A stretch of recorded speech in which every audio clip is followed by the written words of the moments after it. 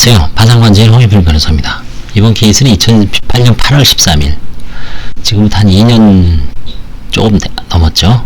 이런 케이스입니다. 배우자의 아마 빚을 상속받아서 이제 누적된 것 같아요. 사실은 상속 포기나 한정 승인을 그때 했으면 되는데 그걸 미처 하지 못해서 결국은 이제 곤란을 겪은 사건입니다. 마지막 주거지가 2015년부터 현재까지 용산구에 있는 자가 딸 소유입니다. 이거는 2억 9천. 그러니까 이런 건 이제 딸의 어떤 직업 소득 같은 걸 또 따져봐야 되죠. 직업 이력은 2012년에 2017년까지 채무자는 식당에서 설거지로 한 90 정도 벌고 있었습니다. 2015년 사망한 남편이 생전에 사용하던 카드 빚이 상속되어 채무가 감당할 수 없을 정도로 급증해서 이제 파산에 이르게 됐고요.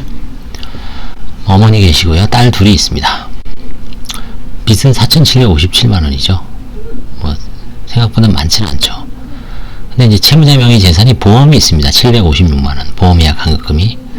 채무가 3천 얼마에다가 보험이 756이니까 이거는 면제재산이라도 이 채무자가 뭐 딸의 어떤 부양을 받을 가능성도 있죠. 또 딸도 집이 있으니까 만약에 이분이 이제 임차보조금이 진짜 뭐 한 500에서 월세 한 50 산다 그러면 넘어갈 수도 있지만 이런 경우는 비록 딸 채무자의 재산은 아니지만 어떤 사는 정도를 봐서 이제 이거는 환가를 아마 했습니다. 그래서 승용차는 산타페 2011년식이고요.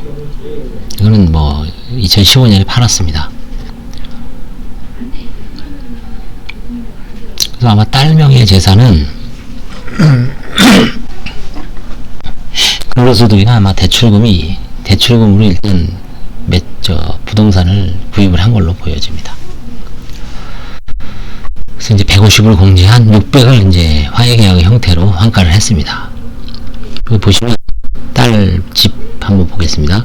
SC제일은행 대출 1억 9천만원, 월 이자는 40만원, 약 1억 원은 딸이 2003년부터 현재까지 17년간 경제활동을 통해 형성한 저축.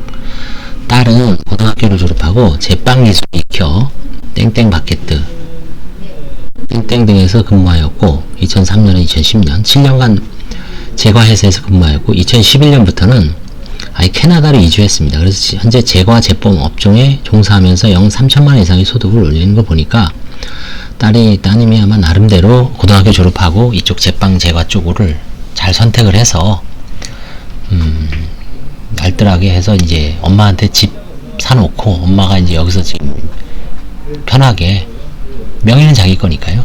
그리고 이제 다시 또 캐나다로 가서 지금 제빵 업종에 지금 종사하고 있는 걸로 봅니다.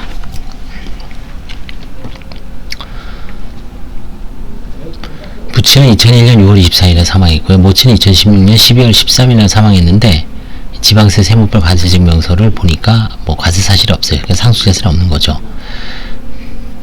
배우자는 2015년 사망 당시 보증금 2천만 원은 채무자가 이제 수령을 했습니다. 당시 원주 새마을금고에서 1,500만 원 대출받아 임차권을 지급하였고 담보가 설정되어 있어 주택공사 선변제 요청 채무자가 언니에게 1,500을 빌려 새마을금고 채무를 변제하고 주택공사에서 2,500을 수령하여 언니에게 차용한 돈을 변제함. 딸과 아들은 자녀들은 춘천지방 원주지원 상속 포기 심판을 청구하여 상속 포기 결정 인용받은. 이때 이제 미스가 이거 누가 참 조언해 준지 몰라도 자녀들은 상속 포기하면 최소한 이 아주머니는 배우 채무자는 한정 승인을 하도록 했어야죠. 아니면 상속 포기를 하시든지 아니면 자녀가 이제 그 상속 한정 승인을 하든지 하여튼 누군가 한 명은 상속 한정 승인 했어야 되는데 이렇게 처리되는지 모르겠어요. 이게 참 결국 뭐 이따가 이런 것 때문에 아마 딸 명의 집 때문에 찝찝해서 오랫동안 못 들어왔을 거예요. 2016년 2월 딸이 빌라를 취득했고요. 현재 캐나다 거주 중이고 딸은 2002년 고등학교를 졸업하고 경제활동 제빵 제과 기술 익혀 주로 뭐 이거 파리바게트인가요? 그 다음에 땡땡땡스 뭐죠? 뭔지 몰라도 하여튼 이런 회사에서 2010년까지 일을 했고 2011년부터 캐나다로 아예 이민을 갔습니다. 캘거리에 있는 고모와 친할머니가 거주한답니다. 그러니까 아버지 쪽으로 간 거지, 아버지 쪽. 그쵸? 친가 쪽 친척들이 불렀네요, 결국. 아버님 돌아가셨으니까. 그래서 거기 가서 이제 제과 제빵 기술로 현재에서 연 3천만 원 이상 소득을 올리고 있답니다. 그래서 이제 2003년에서 2016년까지 약 13년간 경제 활동을 했으면 뭐 1억 정도는 뭐 갈 수도 있죠. 그래서 대출금 1억 9천. 여기에 뭐 채무자 돈이 조금 들어갈 수도 있어요. 사실 채무자도 뭐 그냥 가만히 있었겠어요. 자기도 뭐 조금씩 보태서 1, 2천 들어갈 수도 있지만 넘어가야죠. 그 정도는 또. 설사 채무자가 뭐 돈 한 푼 안 보탰겠어요. 딸 사는데 아마 제가 보기엔 알뜰히 살았으면 1, 2천은 보탤 수도 있지만 그 정도는 넘어가자. 이자는 딸이 인편으로 보내서 채무자가 납입하는 방식. 소득금액 증명서도 객관적인 자료는 없으나 딸이 15년간 경제활동을 통해 이 정도의 규모의 빌라를 구입할 만한 경제 능력이 된다고 저는 생각하니까 제가 여기다 적어놓고 이걸 보고 판사님도 그래 오케이 하면 끝나는 거예요. 근데 여기서 안 돼 이거 더 조사해 이러면 이제 골치 아파지죠. 진짜 딸 캐나다에서 무슨 진술서까지 뭐 하든지 뭔가 좀 필요합니다. 채무자는 2015년 배우자 사망 후 국내에서 파출부 식당 일용직으로 일하면서 월 100만원의 소득으로 생계를 계속 유지하고 있는 정도로 판단된다.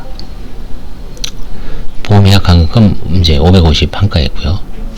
그래서 이렇게 이제 자녀명의 어떤 부동산을 갖고 있다는 이유로 파산 면책을 주저하시는 분이 있고, 뭐 부모도 마찬가지예요.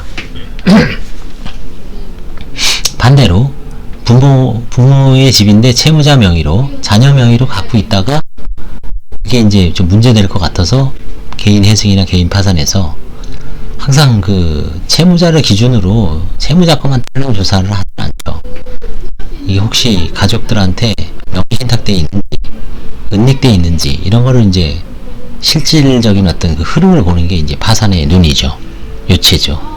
이제 어렵습니다만 여러 가지 어떤 관지인의 경험이라든가 채권자의 제보 아니면 기록에 드러난 어떤 객관적인 진술이라든가 뭐 자백 아니면 우연찮게 발견되는 어떤 여러 가지를 적극적으로 고려해서 판명이 되기 때문에 그 변화무쌍하죠. 그거는 뭐 관지인도 신이 아니기 때문에 놓치는 경우도 많다고 할 수는 있지만 결국 이제 뭐 채무자 입장에서는 갱생하는 데 도움이 되겠죠.